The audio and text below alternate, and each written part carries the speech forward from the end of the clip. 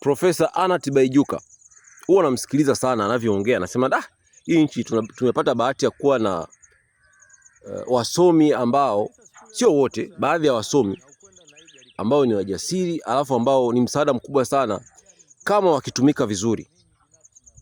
Na mwingine Profesa Musa Asad alikuwa CAG. Ni watu ambao ni wajasiri, alafu ni wasomi. Natamani sana wangefanya kazi katika top position, sio tu kuongea kwenye mitandao. 2030 kuna uchaguzi mkuu. Atakaye kuwa rais, watu wanajipanga kuwa marais wanajipanga kuwa marais. Uwezi jua, hata mimi profesa hapa naweza ngadondokewa na hilo embe. Maana uwezi jua bwana, Mungu mipango ya Mungu ni mingi. Unaweza kusema profesa ndani kama mimi sasa, mimi ndo niko ndani bwana. Ndani. Napiga simu moja tu. Profesa Anna Tibaijuka, uko wapi? Natuma vijana wangu waje kuchukua na gari hapo sasa hivi, afu je tuongee hapa Ikulu.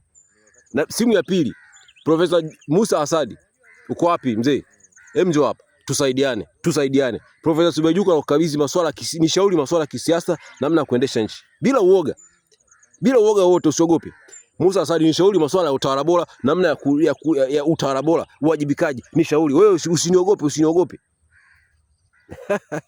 Kama ni mimi sasa ndio iko front line pale. Uwezi jua baba, Mungu ni mengi dunia hii. Mpira unavindukaga anytime you never know bwana.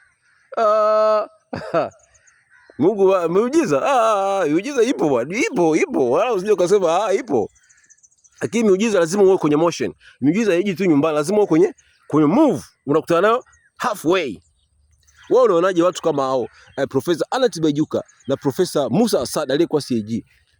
Unadhani ile timu pale ikiwa iko front inashauri masuala, iko front inatoa decision, wewe unafikiri mambo yatakuwaje? Sio kama London hapo, kama London tu, kama London au Munich kule jamaa, au Paris Faransa. Unajua Paris sio Paris, Paris. Weka bauri yako hapo. Sasa leo nataka nikutajie vitabu vizuri ambavyo vitakusaidia hapo ulipo.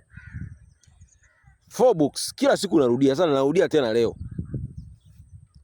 Sio kukutajia tu, nakupatia pia na kutumia kwa WhatsApp. Cha kwanza, Think and Grow Rich. Kitabu ambacho kinaongoza kwa kutengeneza mamilionaires wengi duniani ni hicho. Ukisoma kile kitabu una open up your mind. Kwa sababu ubongo wetu sisi huaga saa nyingine wakati umefungwa tu, yani uelewi, ujue ambacho ukijui. Soma hicho kitabu Think and Grow Rich katika Kiingereza na Kiswahili. Alafu kingine kinaitwa Rich Dad Poor Dad. That is very common book. Inajulikana sana, lakini unaweza kuwa hauna au Kiingereza ujui. Sasa mimi nakutumia cha Kiingereza na Kiswahili. Rich Dad Poor Dad. Kingine kinaitwa The Richest Man in Babylon. Nataka usome hicho kitabu, utanishukuru baadaye. Na wengi washanishukuru sana. Napata mrejesho mingi sana. Vijana wengi sana siku hizo wanaona mambo yao ni mazuri, wanaongea magari, business. Sasa profesa bwana, mimi profesa umenisaidia sana. Sasa wewe endelea kukaza shingo. Mimi nawaambia kila siku. Unasema tuma message, andika profesa nitumie, nikutumie those books. Wewe andika message, profesa nitumie, nikutumie.